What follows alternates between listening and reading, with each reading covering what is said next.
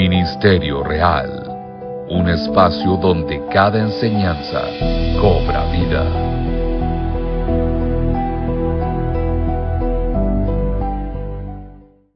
Y en esta oportunidad estaremos reflexionando qué hacemos cuando los que nos aman nos hieren en el ministerio.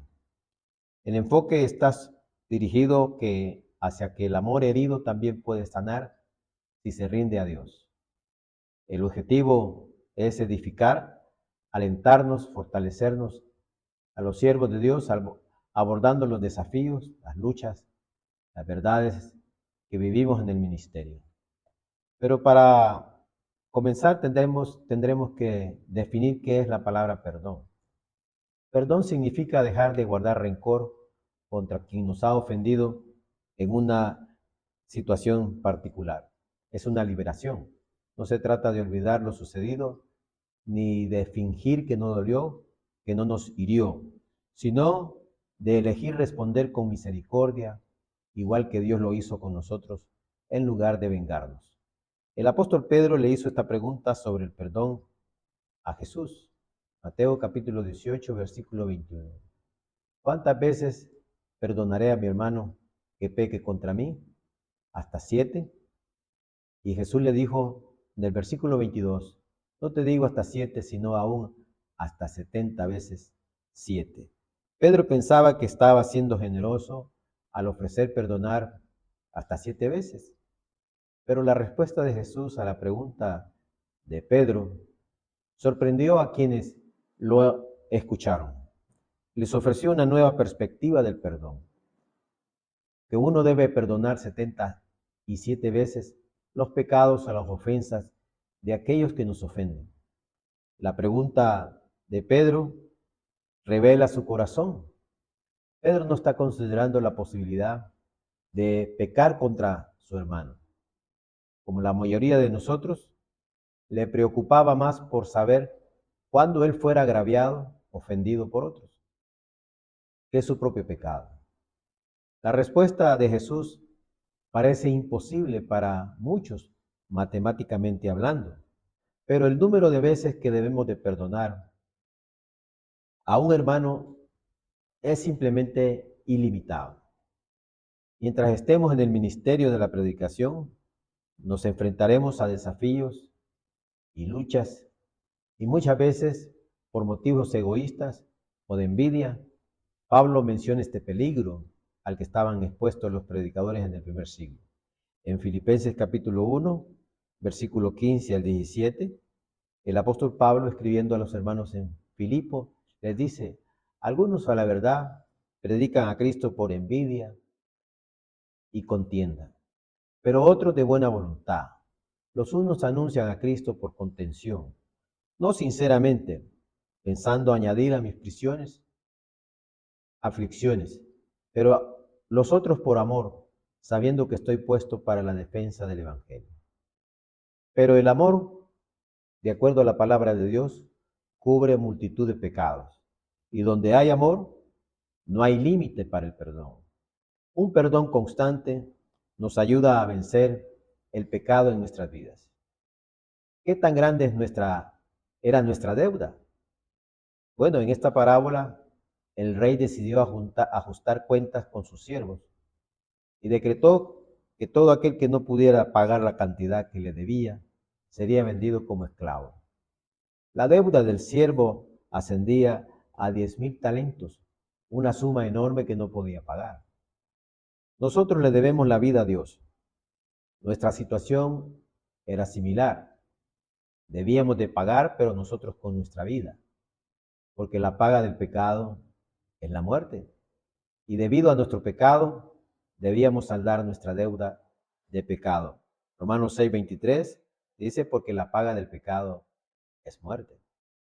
Necesitábamos de misericordia, necesitábamos de bondad divina, porque de lo contrario nos tocaba la condenación eterna.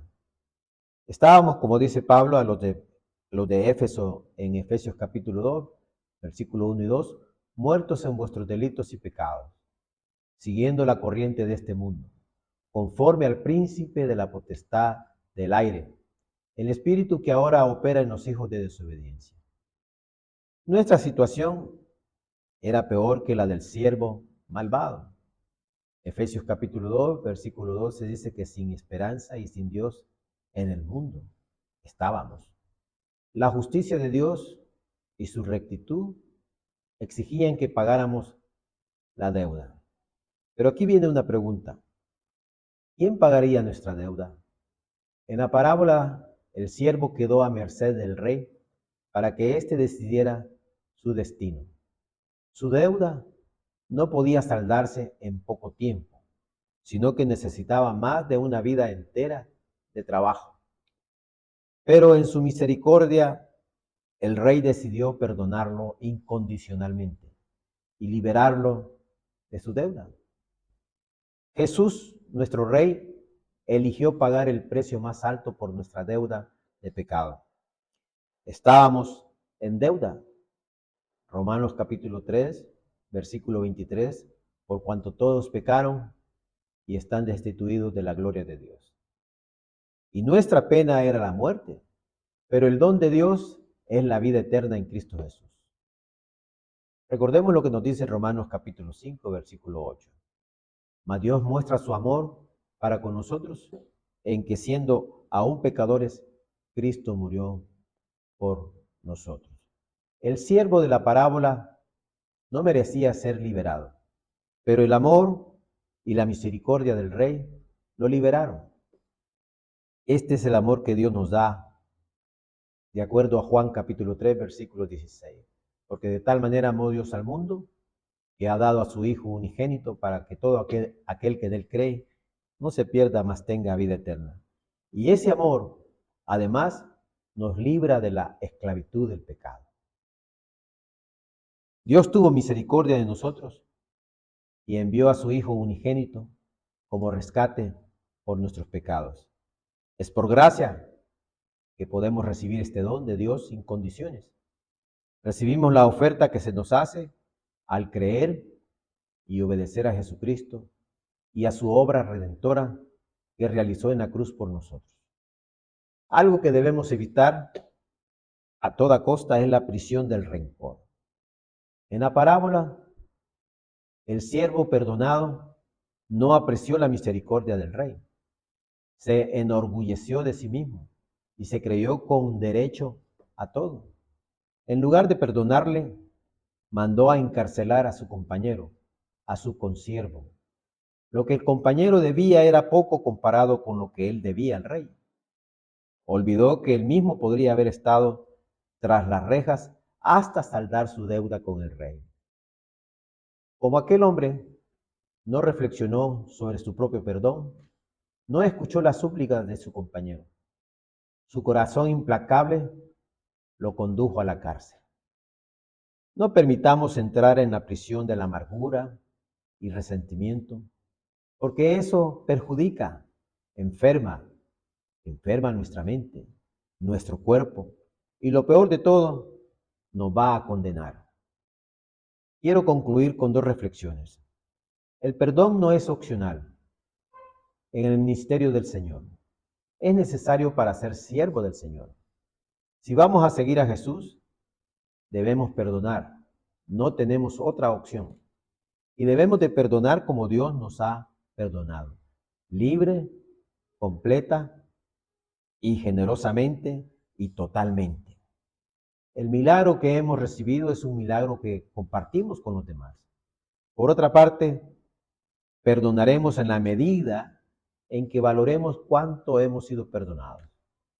El mejor incentivo para perdonar a quien nos ofende es recordar cuánto nos ha perdonado Dios.